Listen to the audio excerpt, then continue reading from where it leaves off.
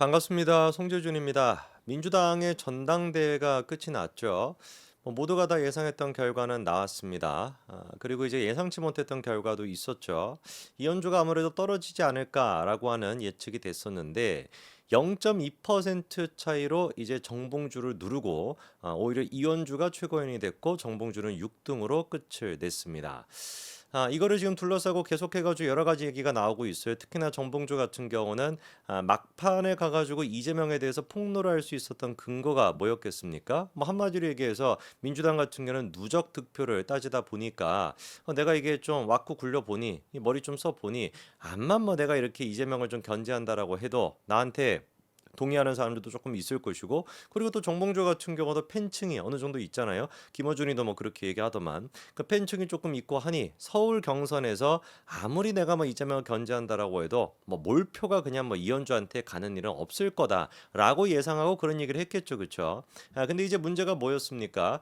그게 이제 뒤집히게 됐다라는 것인데, 그 부분에 대해 가지고 정봉주가 지금 놀라운 폭로를 하고 있습니다. 지난번 총선 때도 한번 얘기가 나왔던 이른바 경기도 팀. 이 경기도 팀이 이번에 전당대회에서도 막판에 자기를 떨어뜨리기 위해 가지고 사실상 가동이 됐다. 이렇게 지금 얘기하고 있는데, 이 경기도 팀의 가장 핵심적인 인물이 바로 누굽니까? 김현지 보좌관이죠. 그렇죠?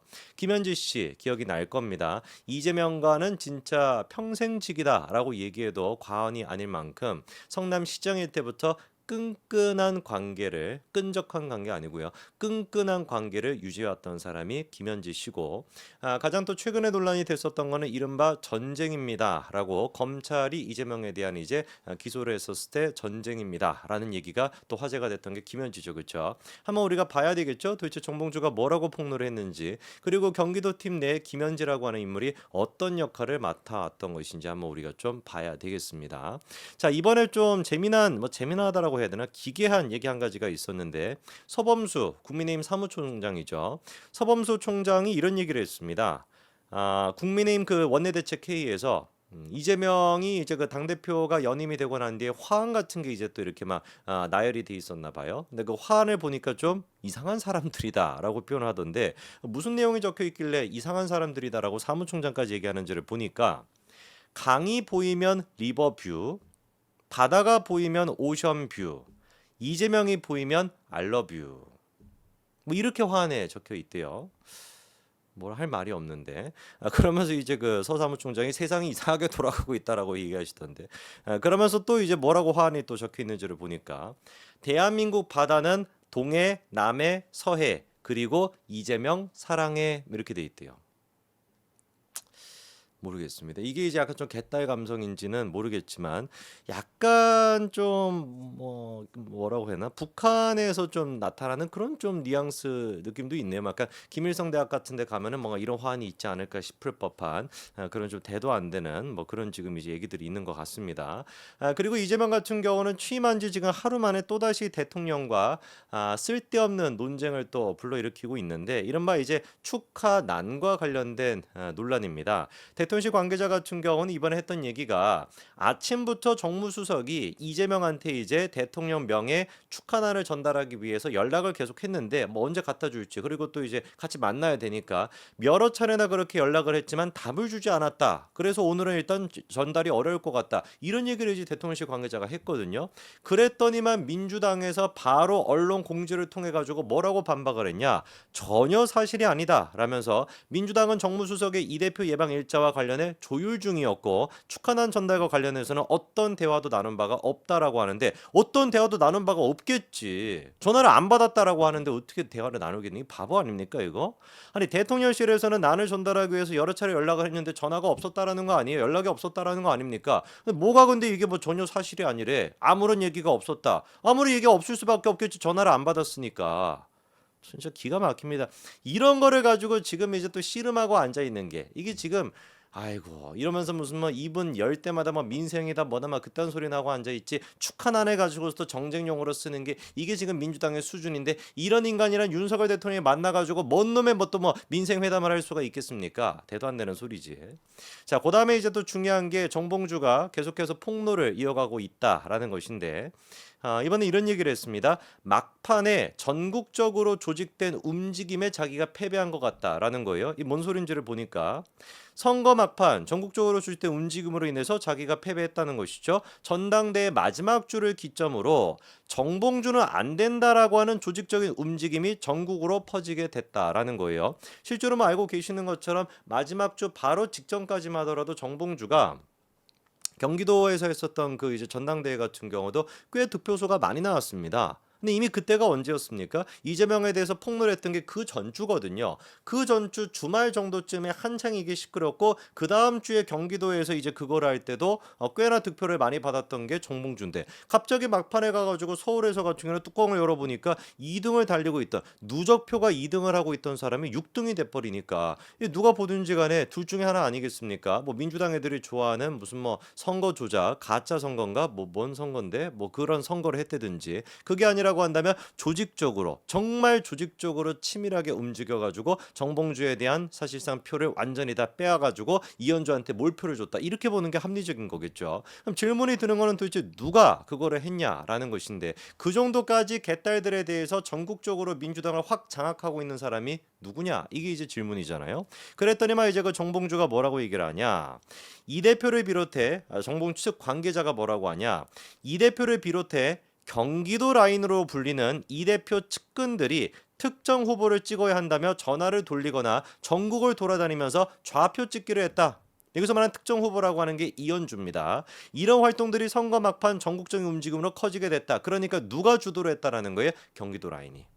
경기도 라인이 주도를 해가지고 사실상 이 정봉주에 대한 표를 전부 다 이현주한테 몰아줬다라고 하는 얘기가 나오는 건데 요 부분에 대해 가지고 김지호가 나와가지고 반박을 하더라고요. 방송 패널 많이 나오지 않습니까? 전 부대변인으로. 근데 김지호가 하는 얘기가 뭐냐면 아니 경기도 라인이 개입했다고? 그거 말이 안 되지. 그건 정봉주가 오해한 거야. 왜 그러냐? 아니 나 같은 경우도 경기도 라인인데 이번 최고위원 선거 예선에서 컷오프 되지 않았냐? 정봉주 전 의원의 주장이 정말 사실이라고 한다면 내가 당선됐어야 되는 거 아니냐라고 얘기하시는데 참으로 공교롭게도 제가 봤을 때 우리 김지호 전 부대변인 같은 경우는 급이 안 되시잖아요. 아니 그렇지 않습니까? 경기도 라인이라고 해서 다 경기도 라인입니까? 아니 지금 시청하시는 분들이 아니 김주호가 언제부터 경기도 라인이었대? 그 약간 퉁퉁하게 생기신 분이 있지. 누군지 아시겠죠? 약간 강호동 씨처럼 생기신 분. 그분이 이제 무슨 뭐 걔가 언제부터 경기도 라인이었대? 이렇게 생각하시는 분들이 한둘이겠냐고요. 그렇지 않습니까? 아니 경기도 라인이라고 주장하는 사람이 십수명 가까이나 되는데 그 사람들이 다 그냥 무슨 뭐 그러면 다 되고 다 그게 돼야 되겠습니까? 말도 안 되는 소리 저희 급을 생각을 하셔야지.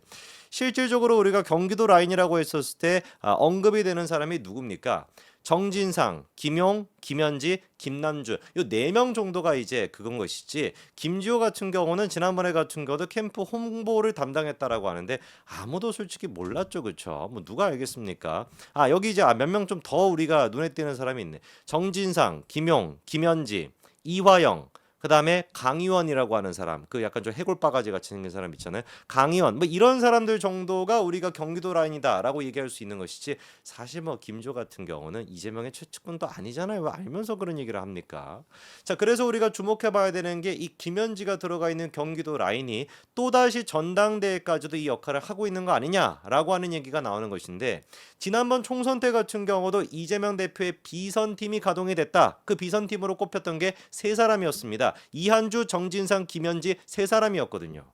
당시 이제 그런 얘기가 나올 수밖에 없었던 게 하위 평가 20%라고 하는 게 있었던 거 기억나시죠? 근데 하위 평가 20%에 들어가 있는 명단을 보니까 싹 다 사실상 누구로 채워져 있었어요? 비명계로 채워져 있었거든요.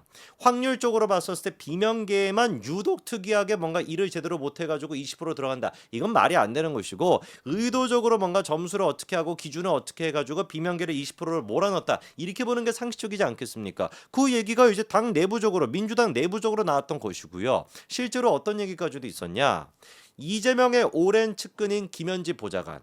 그 김현지 보좌관이 공천 과정에서 실세 역할을 한다. 이런 얘기도 있었습니다. 당 관계자가 그때 했던 얘기입니다. 핵심 회의에 참석하는 김 보좌관이 공천 내용도 상당히 인지하고 있어 보좌진들이 그와 닿기 위해서 혈안인 상황이다. 이게 그 당시 경선 과정에서 나왔던 얘기입니다. 도대체 김현지가 뭐라고?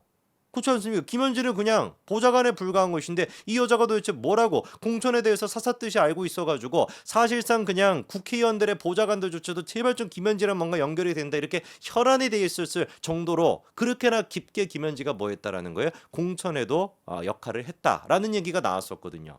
그리고 그 아시는 것처럼 그 문학진 전 의원 있죠, 그렇죠? 이재명한테 직접적으로 불출마하라는 요청을 받았다라고 하는 문학진도 했던 얘기가 뭐였습니까? 정진상이가 또 이거를 주도한다라는 얘기도 했었습니다. 경기도 라인이죠, 마찬가지로. 근데 정진상 같은 경우는 그때 보석으로 풀려나가지고 주거 제한을 받고 있는 상태였거든요. 공천 그 시즌 때. 그럼 그게 어떻게 가능했는지를 또 얘기가 나왔던 게 대포폰을 갖다가 활용해가지고 연락하고 있다. 그런 얘기가 돌 정도로 사실상 어땠다라는 거예요. 경기도 팀. 이화영, 정진상, 김현지 이런 사람들이 뭘 했다? 지난번 총선 때부터 시작해가지고 지금의 전당대회까지도 사실상 주도하고 있다는 얘기가 나오고 있는 것이죠. 참 진짜 이 김현지라고 하는 인간에 대해서 여러 가지 논란도 많았고 그때 이제 그 뭐 대장동 아파트와 관련된 논란도 있었는데 유야무야 이게 좀 끝나버린 그런 느낌이 있었습니다. 물론 지금의 이제 검찰이 이재명에 대한 수사를 하고 있다 보니까 정신이 없어서 그럴 수도 있지만 저는 확신하는 게 시간이 간다면 반드시 김현지와 관련된 문제도 불거지고 김현지도 구속될 거라고 봅니다. 왜? 쓰레기랑 어울리는 사람은 쓰레기일 수밖에 없는 법이죠. 그렇죠? 어떻게 쓰레기랑 어울리는 사람이 좋은 사람일 수가 있겠습니까? 이재명 주변에 있는 사람들도 하나같이 그런 인간들이라고밖에 안 보입니다. 제 눈에는. 여기까지 말씀드리겠습니다. 감사합니다.